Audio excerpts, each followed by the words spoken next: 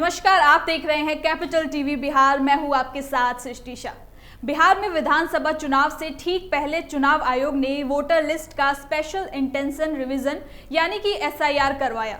SIR के विरोध में लोकसभा में विपक्ष के नेता यानी कि एलओपी राहुल गांधी और बिहार विधानसभा में विपक्ष के नेता तेजस्वी यादव ने वोटर अधिकार यात्रा निकाली और इसे देखकर ऐसा लगा कि महागठबंधन अब चुनावी मोड़ में आ चुका है। लेकिन इस यात्रा को संपन्न हुए अब 10 दिन पूरे हो चुके हैं, गुजर चुके हैं और इसके बाद तेजस्वी यादव बिहार में कैंपेन का अपना अलग स्केड्यूल तक जारी नहीं कर पाए हैं और साथ ही साथ महागठबंधन में सीट शेयरिंग का सवाल भी अब जस का तस बना हुआ है। तो चलिए जानते हैं कि जब चुनाव बिल्कुल किनारे पर है लेकिन महागठबंधन अभी कहां अटका हुआ है और इसमें देरी की क्या वजह है, इसे विस्तार से जानते हैं।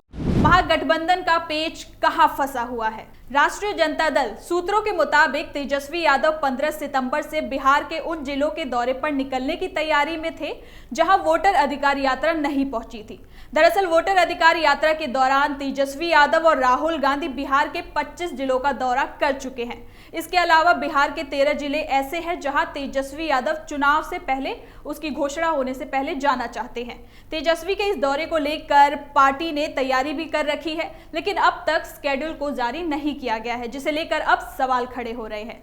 सवाल यह भी उठता है कि क्या तेजस्वी 13 जिलों के दौरे से पहले महागठबंधन में सीट शेयरिंग पर पेच फंसा हुआ है जो उसे सुलझाना चाहते हैं या स्केड्यूल का लेट होना इसके पीछे कोई और वजह है?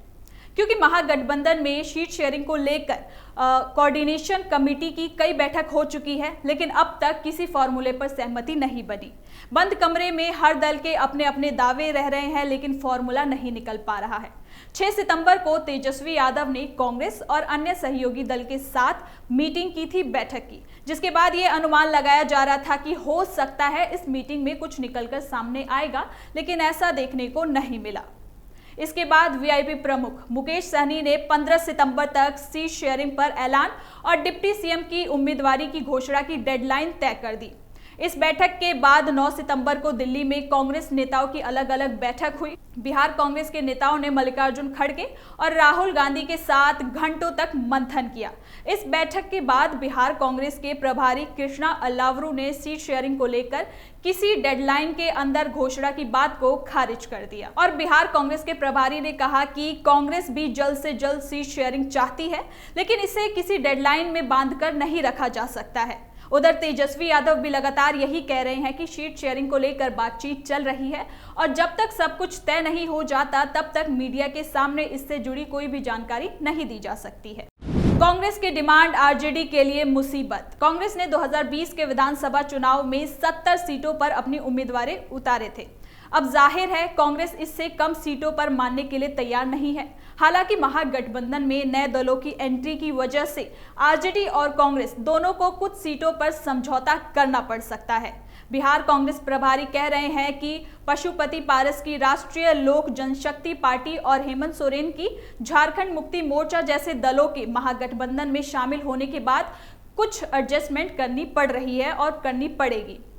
साल 2020 के विधानसभा चुनाव में मुकेश सहनी की वीआईपी ने एनडीए से चुनाव लड़ा था लेकिन इस बार मुकेश सहनी महागठबंधन के साथ है, लिहाजा उन्हें भी सीटें देनी होंगी। लेफ्ट के दलों को भी कुछ मजबूत इलाकों में सीटें देने की उसे तय कर रखा है। इसमें भाकपा वाले सबसे ज्यादा अहम दावेदारी उनकी होगी। 2020 की गलती नहीं दोहराना चाहते तेजस्वी। महागठबंधन की तरफ से सीएम कैंडिडेट के तौर पर तेजस्वी यादव की नाम की घोषणा भले ही आधिकारिक तौर पर नहीं हो पाई है लेकिन ये भी तय है कि सभी दल मानते हैं कि अगर महागठबंधन जीता तो सीएम वही बनेंगे। सीट शेयरिंग पर सहमति बने बगैर कांग्रेस सीएम कैंडिडेट को लेकर तेजस्वी के नाम पर सहमति देगी। इसकी उम्मीद ना के बराबर है तो वही तेजस्वी 2020 के विधानसभा चुनाव में की गई गलती को नहीं दोहराना चाहते।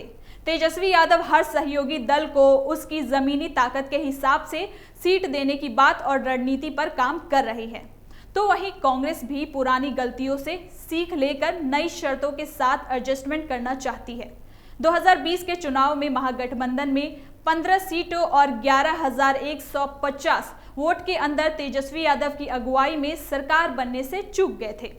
70 सीटों पर चुनाव लड़ने वाली कांग्रेस के खराब प्रदर्शन पर ही महागठबंधन की हार का ठीकरा फोड़ा गया था। आरजेडी के वरिष्ठ नेताओं ने भी खुलकर कहा था कि कांग्रेस ने क्षमता से ज्यादा सीटें ली, उस पर उम्मीदवार उतारे, इसीलिए प्रदर्शन खराब हुआ। सत्ता में आते आते चूक जाने का उन्हें साफ साफ कारण बना दिया गया और एक बार फिर कांग्रेस को इतनी सीटें देना तेजस्वी को असमंजस में डाल रही है। लेकिन इसे लेकर कांग्रेस का अपना तर्क है। बिहार कांग्रेस के प्रभारी इस बार खुले तौर पर कह रहे हैं कि एनडीए जिन सीटों पर मजबूत है वहां केवल कांग्रेस ही नहीं लड़ेगी, बल्कि अन्य सहयोगी दलों को भी उम्मीदवार उतारना होगा। कांग्रेस नेताओं का मानना है कि 2020 में उन्हें ऐसी सीटें दी गई थी जहां एनडीए की स्थिति बेहद मजबूत थी। इस बार कांग्रेस सीट शेयरिंग की मेज पर एनडीए के स्ट्रांग होल्ड में हर दल से उम्मीदवार उतारने की शर्त के साथ बातचीत कर रही है।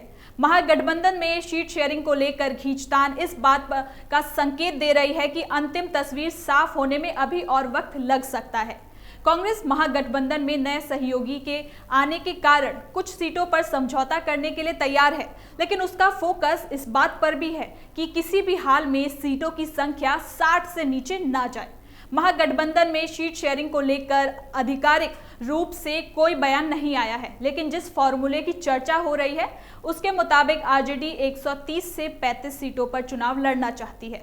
सूत्रों की माने तो आरजेडी 130 से 35, कांग्रेस 52 से 56, मुकेश सहनी की वीआईपी 18 से 20 और लेफ्ट पार्टियों को 30 से 35 सीटें मिल सकती है। और बस इसी पर पार्टियों की सहमति की जरूरत है, जिस पर महागठबंधन फंसा हुआ है। अब देखना होगा कि आगे की रणनीति क्या होती है, क्या महागठबंधन इस पेच को सुलझा पाती है। तो फिलहाल के लिए इस खबर में इतना ही। देखते रहिए कैपिटल टीवी बिहार।